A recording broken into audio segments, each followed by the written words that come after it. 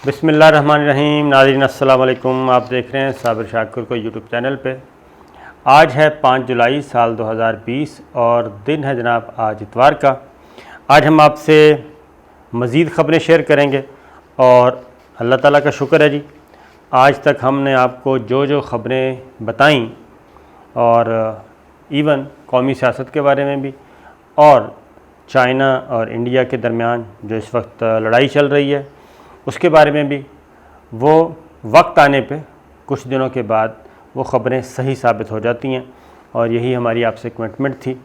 तो अब भी जो हमने कुछ दिनों से आपको 2-3 ख़बरें आपको दी थी, आज उसकी तस्दीक हो गई है। और उस ख़बर की तस्दीक, एक तो कल का विज़िट जो था नरेंद्र मोदी का, 2 नंबर विज़िट था उसका, और वो उसने ख़बर ये दी थी कि वो अगले मोर्चों तक भारत के वज़ीर-ए-आज़म नरेंद्र मोदी जो हैं वो गए और बड़ा ज़बरदस्त तरीके से उसकी फुटेज जारी की गई थी। लेकिन हमने उसके बारे में जो कुछ कहा वो भी सच साबित हो गया, वो भी आपको बताते हैं। और प्लस ये कि इंटेलिजेंस एजेंसी रॉ की नाकामी थी फुल। ये अब तक जो कुछ हुआ है, ये भारत की इंटेलिजेंस एजेंसी रॉ और भारत की इंटेलिजेंस एजेंसी आईबी, उन दोनों की जनाब ये नाकामी कह दिया गया है। सारा मलबा अब रॉ के चीफ़ पे डाला जा रहा है, अजीत डोवल पे डाला जा रहा है और इंटेलिजेंस ब्यूरो जो इंडिया का है उस पे डाला जा रहा है और इवन मिलिट्री इंटेलिजेंस पे भी डाला जा रहा है। ये सारे का सारा मलबा अब उधर शिफ्ट किया जा रहा है और अब बाकायदा तौर पे इंडिया से मोतबर आवाज़ें उठना शुरू हो गई हैं कि जनाब चाइना के मुकाबले में इंडिया कुछ भी नहीं है और इंडिया का पोल खुल गया चाइना के मुकाबले में। और ये भी बात हो रही है कि अगर चाइना के साथ इंडिया, ये दोनों मिलके अपने अपने फ्रंट खोल देते हैं इंडिया के ख़िलाफ़, चाइना और पाकिस्तान दोनों मिलकर फ्रंट खोल देते हैं इंडिया के ख़िलाफ़, तो हमारे पास इतनी सलाहियत नहीं है कि हम दोनों फ्रंट्स पे इनका मुकाबला कर सकें। अब ये स्टडी भी आना शुरू हो गई है, इस पे भी मकाले तहरीर किए जा रहे हैं जनाब, उसके बारे में बताएंगे। लेकिन सबसे पहले मैं आपसे रिक्वेस्ट करूंगा जनाब, एक तो चैनल सब्सक्राइब कर लें अगर अब तक नहीं किया, वीडियो पसंद आए तो लाइक ज़रूर कीजिए और बेल आइकन को क्लिक करें ताकि आप तक तमाम वीडियोस के अलर्ट्स पहुंचते रहें। अच्छा जनाब, कल आपको हमने बताया था कि नरेंद्र मोदी नंबर 1 के वो अगले मोर्चों तक नहीं गए, वो बात सच साबित हो गई। बल्कि उससे भी एक और सच बात साबित हो गई कि वो इवन लद्दाख के मिलिट्री हॉस्पिटल में भी नहीं गए। ये चीज़ भी साबित हो गई है। और आपको ये तो हमने बता ही दिया था कि वो एक तो उनकी हवाइयाँ उड़ी हुई थी, क्योंकि इंटेलिजेंस रिपोर्ट्स ये थी कि वहाँ के हालात बहुत ख़राब हैं और हम आपको सिक्योरिटी प्रोवाइड नहीं कर सकते उस तरह की फुल प्रूफ। तो पहले राजनाथ सिंह ने ऐलान कर दिया था कि जनाब मैं विज़िट करूंगा, वो विज़िट कैंसिल करना पड़ा, ख़बर वापस लेना पड़ी। और उसके बाद नरेंद्र मोदी, और जब नरेंद्र मोदी का पता चला तो चाइना की तरफ से वाज़े तौर पर स्टेटमेंट इशू हो गया वज़ारत ख़ारजा के तर्जुमान ने कि अगर इंडिया ने, यानी कि नरेंद्र मोदी ने कोई ऐसी ज़ुबान इस्तेमाल की, कोई इश्तियाल अंगेज़ बात की, तो अब तक जो रियायतें दी गई हैं, ये मैं आपको बता रहा हूँ कि जो रियायतें अब तक दी जा चुकी हैं, मुस्तकबिल में उसका भी कोई इम्कान नहीं होगा। ये बीजिंग की तरफ से वाज़ेह मैसेज था, जिसके बाद नरेंद्र मोदी ने जहाँ भी वो गए थे वहाँ जाके उन्होंने चाइना तक का नाम नहीं लिया और लद्दाख का नाम नहीं लिया, गोलवान वादी का नाम नहीं लिया, अपने जो मर गए थे उनके अफसर, कमांडोज़ और फ़ौजी जवान, उनका नाम तक नहीं लिया। तो ये एक भोंडा काम करके आए और तमाम तर, और उनके चेहरे पे हवाइयाँ उड़ रही थी। और मोदी को हमारी ये खबर हमने आपको 24 घंटे पहले दे दी थी कि जनाब ये कुछ हुआ है और वो कोई अगले मोर्चों पे नहीं गए। वो एक फ़ौजी हेलीकॉप्टर पे गए, एक एयरबेस पे उतरे और वहीं पे ही एक ड्रामा किया गया और वहीं से वो वापस चल दिए। ये था टोटल उनका विज़िट। इसके बावजूद उन्होंने बम प्रूफ जैकेट पहनी हुई थी और उनका पेट निकला हुआ था और होंठ खुश्क थे, वो आप देख सकते हैं। और दाढ़ी भी उनकी बड़ी बढ़ गई है जी। अब जनाब अगली बात कि मोदी पैदाइशी झूठे हैं। कांग्रेस ने, अपोजिशन ने मोदी को जनाब ये स्लोगन बुलंद किया मोदी के लिए कि पैदाइशी झूठा है मोदी जी। और सिर्फ एक नहीं बल्कि उनके हैं अभिषेक दत्त हैं और राहुल गांधी हैं और सलमान निज़ामी हैं, ये सब कांग्रेसी रहनुमा हैं। और इन्होंने वाज़ेह तौर पे ये कहा है कि चीन ने, ये राहुल गांधी कह रहे हैं, चीन ने हमारी ज़मीन ले ली, भारत अपना इलाका वापस लेने के लिए मुज़ाकरात कर रहा है। और ये भी उन्होंने कहा कि मोदी ने जो कुछ किया वो अब तक झूठ बोल रहा है और उसने सच नहीं बताया कौम को। और साथ ही साथ ये भी जो हमने कहा था कि अस्पताल भी नहीं गए, ये अभिषेक दत्त है वो ये कह रहे हैं जी, कांग्रेसी रहनुमा हैं, उन्होंने कहा कि वो ज़ख्मी एहलकारों से जो मिले, ज़ख्मियों को ना ड्रिप लगी हुई थी, ना कोई दवाई का नाम निशान था, पता नहीं वो किस जाविये से अस्पताल को साबित करना चाह रहे थे और वो किसी भी तौर अस्पताल नहीं लग रहा था। तो ये चीज़ हो गई। एक और ख़बर हमने आपको दी थी जी, और वो ख़बर ये थी कि हमने आपको कहा था कि ये जो कुछ हुआ है इंडिया के साथ और चाइना ने जो कुछ किया है, ये इंडियन इंटेलिजेंस एजेंसीज का फेलियर है। फ़ौजी शिकस्त तो है ही है, सफारती शिकस्त बाद में साबित हो गई। पहली जो शिकस्त इनको हुई वो था इनका इंटेलिजेंस फेलियर था। इंडिया को पता ही नहीं चल सका कि चाइना रातों रात नहीं बल्कि उसने चंद हफ्तों में ही ये इलाके पे कब्ज़ा कर लिया, अपने इलाके पे, और अहम तरीन पोस्टों पे कब्ज़ा कर लिया और वहाँ पे अपने बेसिस बना लिए, वहाँ पे अपनी डिप्लॉयमेंट कर दी, जदीद तरीन असला लेके आ गया। और इंडिया को, इंडियन इंटेलिजेंस एजेंसीज़ को इसकी कानो कान खबर नहीं हुई।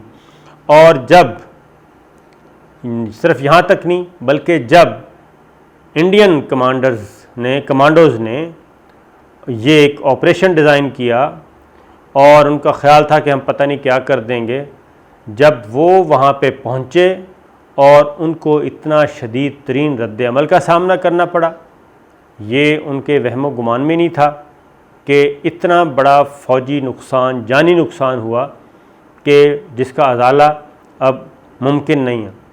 उसकी वजह यह है कि 47 के करीब, ये कहते 23 हैं लेकिन 47 के करीब इनके जनाब अफसर और जवान कमांडो वो भी मारे गए, और दूसरा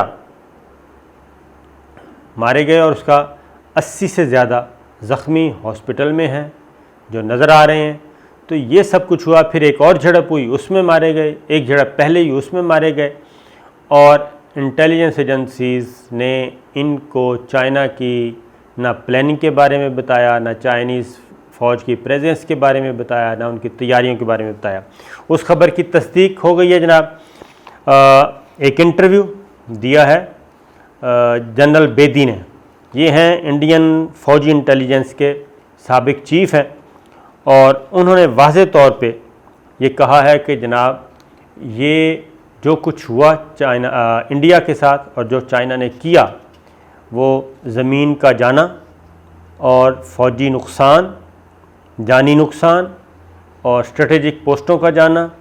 जनरल बेदी कहते हैं कि ये सब कुछ हमारी इंटेलिजेंस इदारों की नाकामी है, और ये इंटेलिजेंस इदारों का काम था कि वो इंडियन आर्मी को, इंडियन गवर्नमेंट को कबल अज़ वक्त चीन की फ़ौजी क़ुव्वत के बारे में बताते, चीन की फ़ौजी तैयारियों के बारे में बताते। उन्होंने नहीं बताया।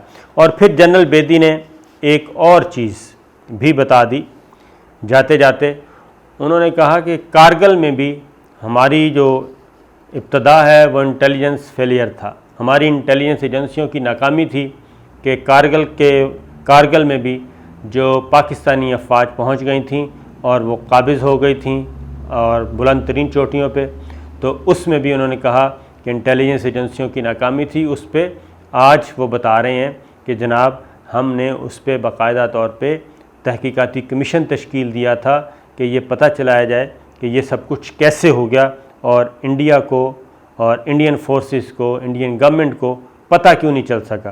तो ये हो गया। और उसकी रीज़न जनरल बेदी ने बताया कि ये 1-2 दिन की तैयारी नहीं थी चाइना की, ये चाइना की तवील तरीन प्लानिंग थी और कई हफ्तों की तैयारी थी और कई हफ्तों में इतना बड़ा स्ट्रक्चर जो है, दिफाई स्ट्रक्चर, वो तामीर होता है, उससे पहले नहीं होता। डिप्लॉयमेंट में भी ये कई हफ्ते लगते हैं जितनी डिप्लॉयमेंट इस वक्त वहाँ पे है। लिहाजा उन्होंने कहा है कि जनाब ये सब कुछ, ये मार्च तक फ़ौजी इंटेलिजेंस, इंडियन फ़ौज के इंटेलिजेंस चीफ थे मार्च तक। तो जब उनसे कहा गया ना मार्च तक तो आप खुद थे, तो वहाँ पे चूँकि वो खुद पकड़े गए और ज़ाहिर है उन्होंने कहा कि नहीं मार्च तक तो कुछ नहीं था। तो इसका मतलब है कि चाइना ने फिर ये सारा काम मार्च के बाद अप्रैल में ये सारा काम किया है, सारी तैयारियां की हैं, क्योंकि ये तो गए थे लड़ने के लिए, उसी स्ट्रक्चर को देखा था इन्होंने जहाँ पे इनको मार पड़ी थी, ठुड्डे शुड्डे फड़े थे।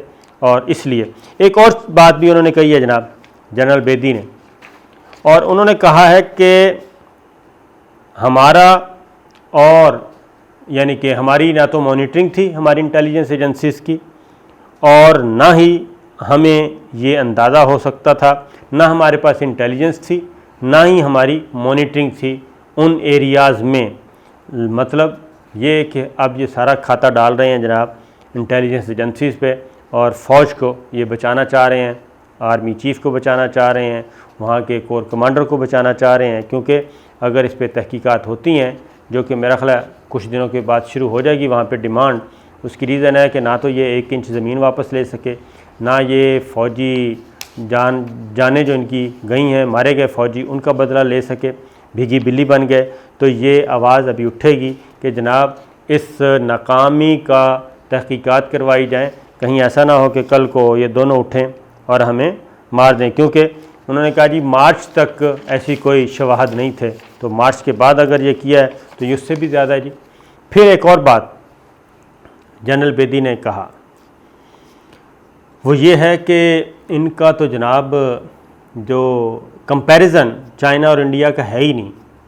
वो कहते हैं कि तकरीबन जो सैटेलाइट्स हैं वो चाइना के पास 4 गुना ज़्यादा हैं इंडिया के मुकाबले में, और एक चीज़ इंडिया बहुत पीछे है, क्योंकि सैटेलाइट्स के ज़रिए भी मॉनिटरिंग नहीं हो सकती, क्योंकि इंडिया के पास वो कैपेबिलिटी नहीं है, वो सलाहियत ही नहीं है। और फिर एक और बात भी कि जो सैटेलाइट्स हैं इंडिया के पास वो भी उस मयार की नहीं है कि जो हर मौसम में इनको काम दे सकें, कोई रिज़ल्ट्स दे सकें। वो भी रिज़ल्ट ओरिएंटेड नहीं है, सिर्फ नंबर की हद तक पूरी है। और सैटेलाइट्स में भी उन्होंने कहा जी हमारा कोई कंपैरिजन नहीं है इंडिया और चाइना का। लिहाजा एक और चीज़ भी वाज़ेह हो गई, और ये उन्होंने कहा कि ज़मीनी हक़ाइक़ हैं।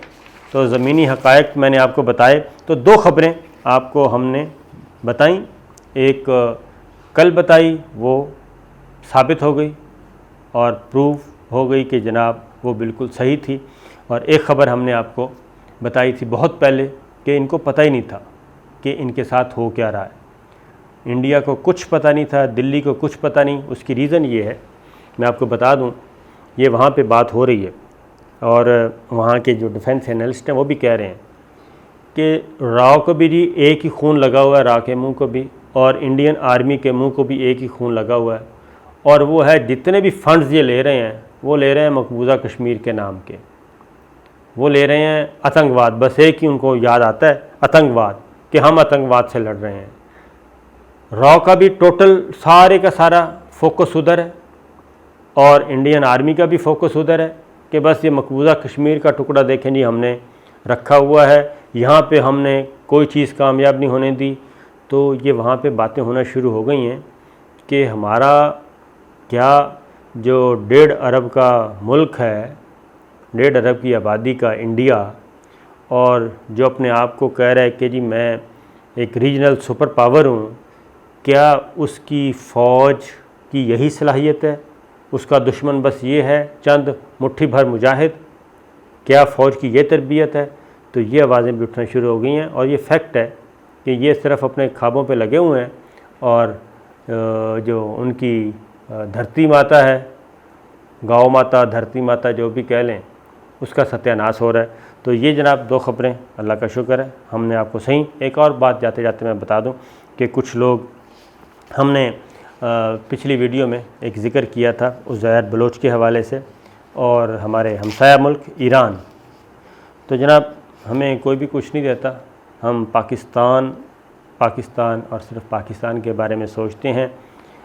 पाकिस्तानी हम हैं और रहेंगे, और हर पाकिस्तानी को हम अपने दिलो जान से ज़्यादा अजीज़ समझते हैं, जो मुहब्बे वतन और सिर्फ पाकिस्तान के बारे में सोचता है और पाकिस्तान के अंदर रह के सोचता है, और इसके अलावा कुछ नहीं। और ईरान के बारे में हमने हक़ाइक़ बयान किए हैं। कुलभूषण यादव अगर चाह बाहर में बैठ के पाकिस्तान के ख़िलाफ़ ऑपरेशन करवाता है और उज़ैर बलोच के पास भी ईरानी पासपोर्ट बरामद होता है और उसको कहा जाता है कि आप पाकिस्तानी सिक्योरिटी फोर्सेस की जासूसी करें, तो इससे फिर दुख तो होता है। तो इसलिए ईरान को भी अपने रवैये पे गौर करना चाहिए कि जनाब वो बिरदर इस्लामी मुल्क के साथ दिलो जान से है या नहीं, क्योंकि आजकल के ज़माने में कोई चीज़ छुपी नहीं रहती, सब चीज़ें मंजर आम पे आ जाती हैं। इसलिए जो ईरान से कुछ दोस्तों ने कमेंट्स किए हैं, उनको हम कहेंगे कि जनाब जैसे आपको ईरान अज़ीज़ है, इसी तरीके से हमें पाकिस्तान दिलो जान से ज़्यादा अज़ीज़ है, पाकिस्तान का मफाद अज़ीज़ है। हम सिर्फ पाकिस्तान में बैठ के सोचते हैं, पाकिस्तान के लिए सोचते हैं। आपको अगर ये चीज़ बुरी लगी है तो आप अपनी पॉलिसियों पे गौर करें कि आप अपने मुल्क में बैठ के पाकिस्तान के ख़िलाफ़ ऐसा क्यों करते हैं। ये एक वाक़या नहीं है, कई वाक़यात हैं, जबकि पाकिस्तान ने हमेशा ईरान के ख़िलाफ़ कभी भी नहीं गया और बहुत सारी कुर्बानियाँ भी दी, लेकिन पाकिस्तान हमेशा ईरान के मफादात का मुहाफ़िज़ रहा है। इजाज़त दीजिए जनाब, अल्लाह हाफ़िज़।